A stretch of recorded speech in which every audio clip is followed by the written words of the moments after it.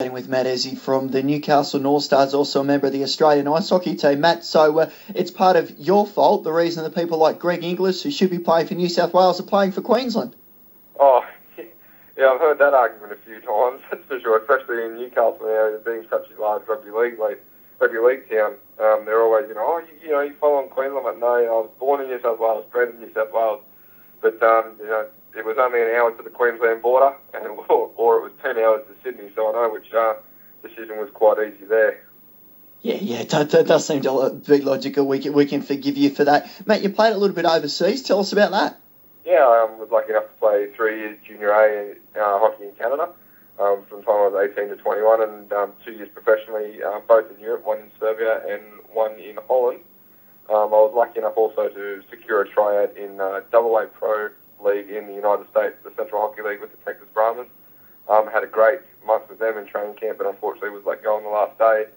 But, all good things lead to another, and that door closed and another one opened for me in Holland through a guy I met there, and just went there and had a great time. The Dutch league's, a lot higher quality than people in the hockey world give it credit for, and I had, probably my favourite year that year.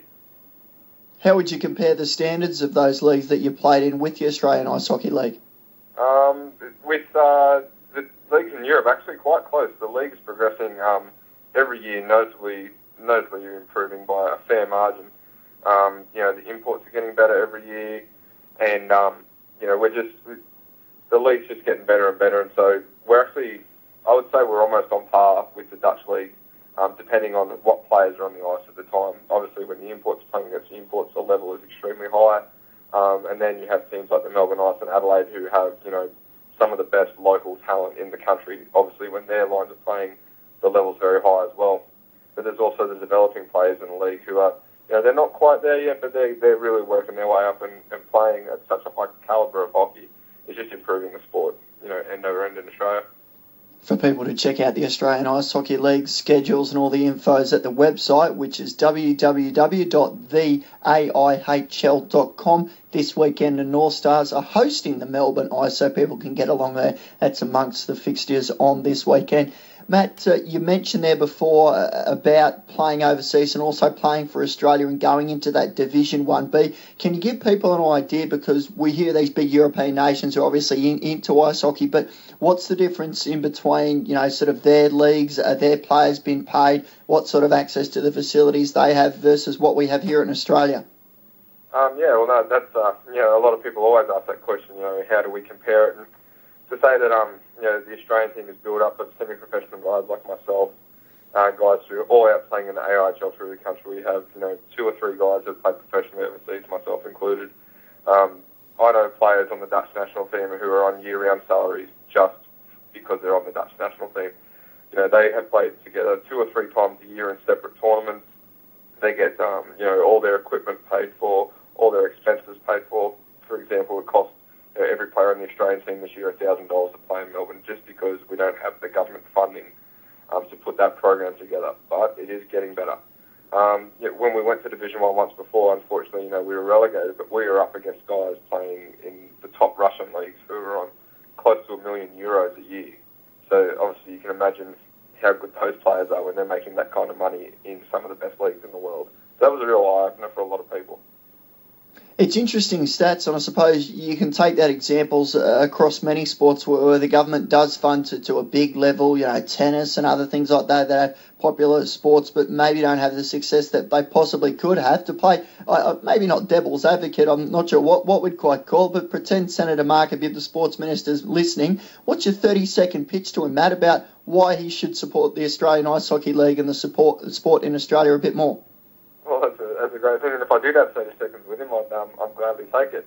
I guess what I'd say is that the sport has a lot of potential here. I know with the climate it's very difficult, but we have the 3rd oldest ice hockey trophy in the world, so there is a lot of history with ice hockey in this country. It's a fast, heavy-hitting, extremely skillful sport, all the things that Australian sports fans love. It ticks all the boxes.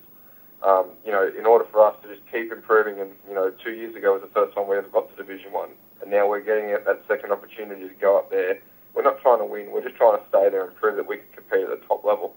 It's just that little bit of extra money and maybe some guys being able to play full time, or not having to take so much time off of work or commit so so much financially taken away from their families, we might be able to, put a better national training program together, and guys can go away for a month training camp here and there, just to keep that team together and really see, us progress at the level that I think we can get to.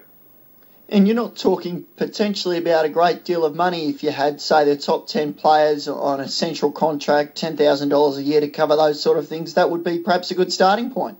That would be a fantastic starting point because, like I said, no one here is getting paid, so we're all doing it semi-professionally. I'm working and studying as well as playing hockey here in Newcastle. Guys have to supply their own equipment, their own sticks. Sticks can be $300 to $400 a pop, and they can break very, very quickly. As you can imagine, the sport is heavy hitting as ice hockey. So if you could start with a small amount, like you said, maybe $10,000, maybe more, maybe less, I don't know. But I think that would go a long way to keeping the top players in the sport longer. Because obviously, eventually, you've got to go up and people have families to commit to, and jobs they need to commit to, and it's a big ask to go and take 3 or 4 weeks of your annual leave, plus take $5,000 or $7,000 to go on a 3-week trip to Europe when your family's got to stay home and pick up the pieces kind of thing. Matt, really well said. We'll make sure that the Sports Minister gets hold of this, or at least someone in his office does. We really appreciate your contribution on the show. Continued success with the Newcastle North Stars. People can head to the website, the AIHL.com.